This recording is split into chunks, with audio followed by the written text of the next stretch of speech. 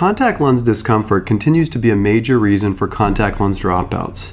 In a previous episode, we discussed the challenge that exists between understanding the true wearing experience that a patient has because they tend to minimize their symptoms. But when we investigate this appropriately, there's usually a steep decline in comfort towards the end of the day. Part of the challenge is that we may be siloing the patients that we see in our practices. For example, when we see a contact lens wearer, we may think of them strictly as a lens wearer and not pay particular attention to the ocular surface. Additionally, those that we may be treating for dry eye, we may not even consider introducing to contact lenses. But the truth is that the lens will challenge the ocular surface, and the ocular surface will influence comfortable lens wear. By removing these artificial barriers that we sometimes create for each of these patient types, we realize a combination of lens technologies and the health of the ocular surface is what will maximize contact lens wearing comfort. New lens materials have offered our patients comfort that they may have never previously experienced with lens wear. The modality, specifically daily disposable lenses, offer patients convenience and comfort that for a number of patients is truly unprecedented. Additionally, it's incumbent upon us to understand and recommend appropriate compliance and care system use to optimize a comfortable wearing experience. Optimizing the lenses is only part of the equation to optimizing comfort.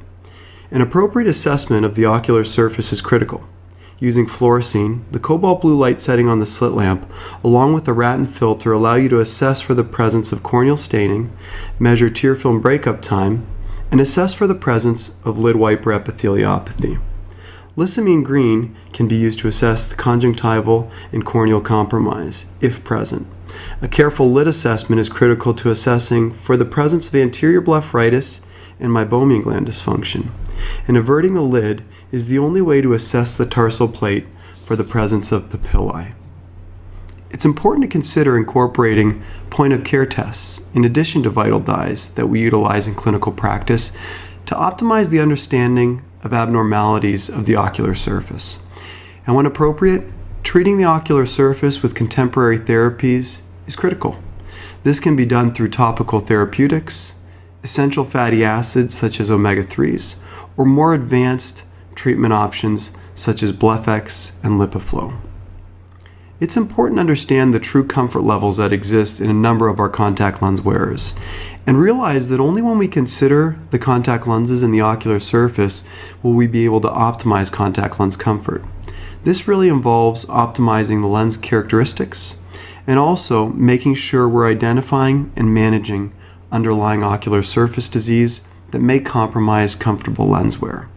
By keeping these things in mind, we think that we can help make contact lens wearers more comfortable and enhance their wearing experience, which is ultimately why we do what we do.